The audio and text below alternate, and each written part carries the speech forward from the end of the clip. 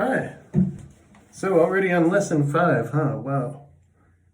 This is really fast. You're doing really great. You sound great.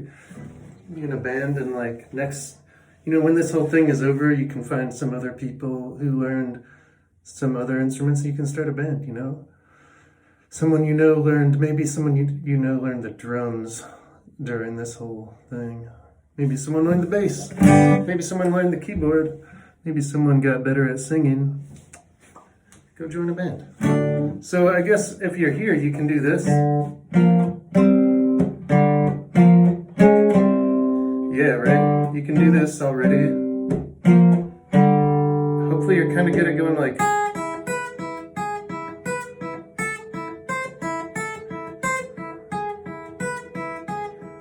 Right? And maybe you, hopefully you're pretty good at these 5 years chords. 5 years, that's all we got. E minor, that's the next chord. A chord, gotta squeeze your fingers together. C chord, toughest thing's getting this E string to ring out. Back to the G chord. Then to the E minor chord, to the A chord, and the C chord. Great, awesome. So what I was doing there was strumming a little more naturally. Also, I have a steel string guitar here, which is like the normal, the normal kind of acoustic guitar that you'll more often see played with a pick. Because today I want to talk about Hummin and Strummin. So, like, if you picture, like, your typical picture of someone playing a guitar that looks like this, singing at an open mic at a coffee house, or on stage in front of millions of people. But, think of like a folk singer or just like straight ahead, I don't know, person with a guitar singing while they play. And when they're playing, they're strumming, and they're strumming chords, and a lot of times it's chords just like these ones we've been talking about, these open chords. To get you started on strumming, I want to get to an easier song though, and you're going to need to learn a new chord. I'm going to hold it up. I'm going to hold it still. This is a D minor chord. Actually, go ahead and take a picture of this just to save energy. Screenshot that shit in 1, 2, 3. Cheese.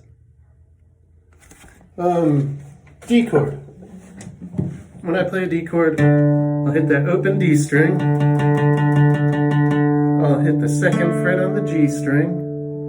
I'll hit the 3rd fret on the B string and the 2nd fret on the high E. And I don't play my A string or my low E string. So it's not the end of the world if you hit that A string.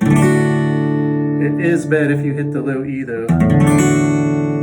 So a lot of times, just get used to doing stuff like this on guitar. A lot of times I let my thumb hang over so it mutes out this E string by laying softly across it.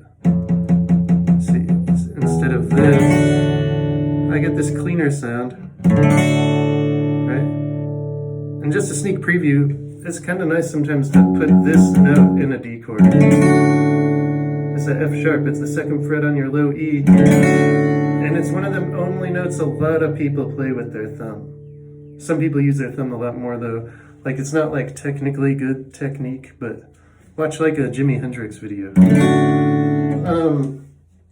Okay, so D chord. We're just gonna use this simpler one with just the 4 notes. And I got my pointer finger on 2, ring finger on 3, middle finger on 2 again. Kind of a weird switch. Get used to it. And we're gonna just work on some strums with it. This is a really good way I've taught kids and adults to learn how to strum. It's just like this gradual thing, like let's start strumming every 8 beats. Let's get like a little beat going. And we'll go 1, 2, 3, 4, 5, 6, 7, 8. Right? And you'll do that for a while. 1, 2.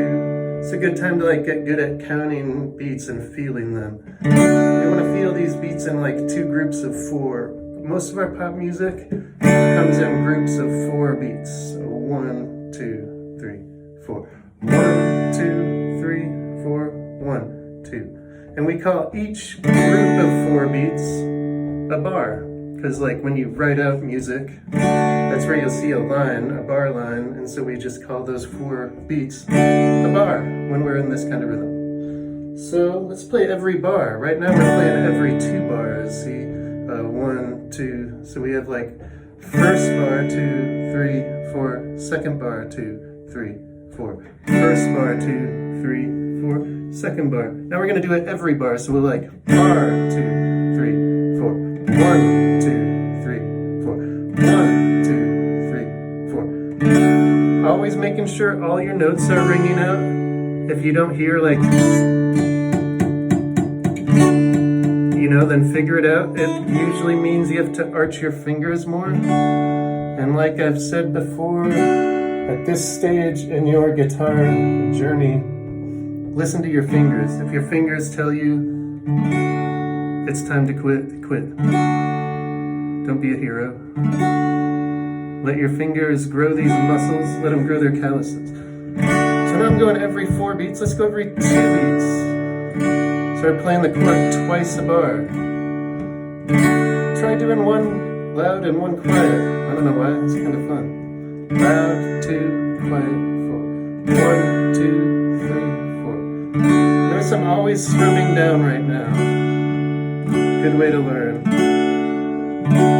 Since we're not changing chords, you can watch your pick hand. Maybe you're not using a pick. Maybe you're just strumming with your thumb. But starting on that D string every time, right? Let's go to every beat. So here we go.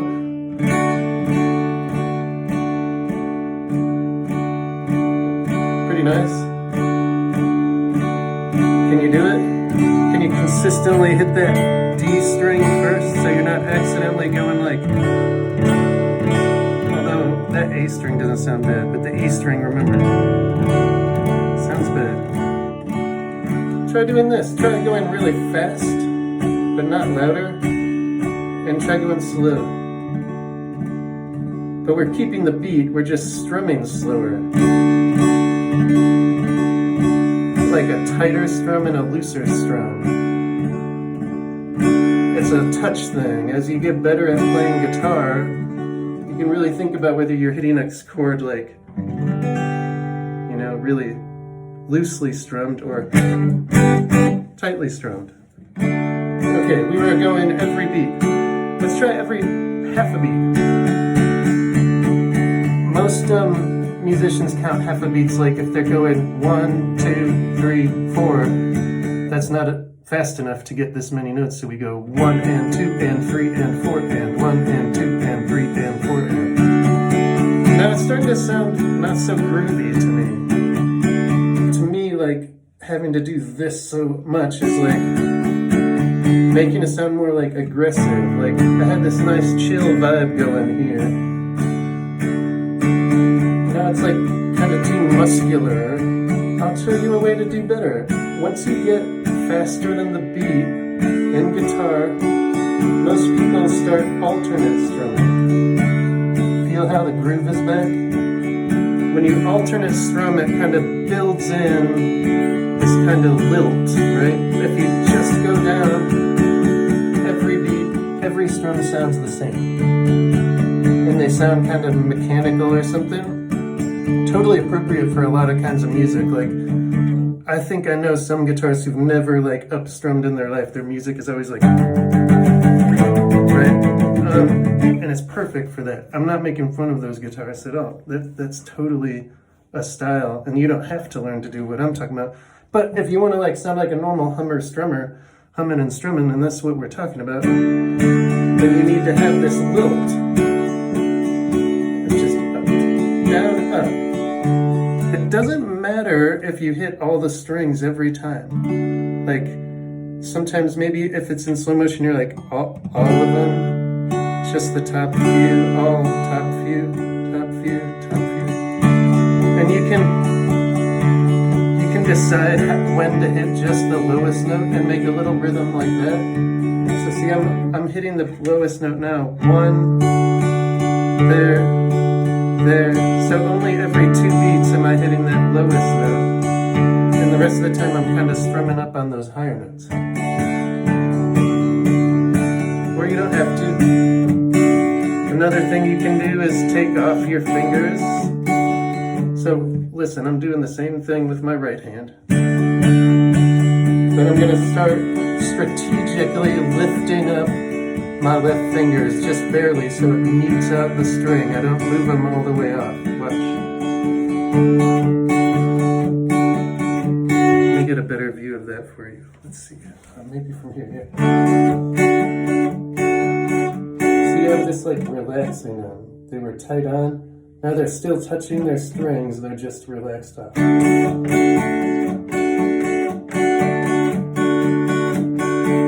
So 3 on, 1 off. So you're going, or really it's 2 on, 1 off, 1 on. So you're going down and up, and then on the next down, you take them off, and then you put them back on. Does it sound familiar?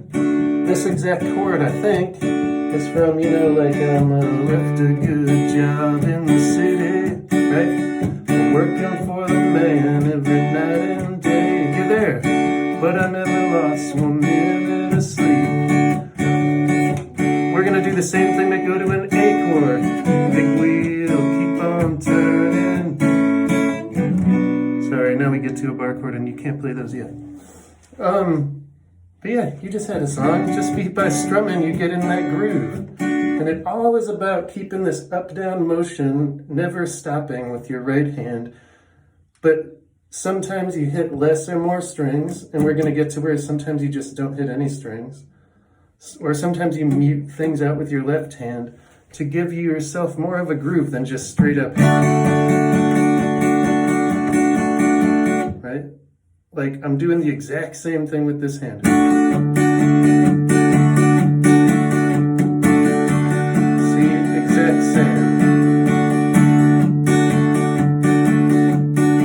But I'm getting so much more of a groove.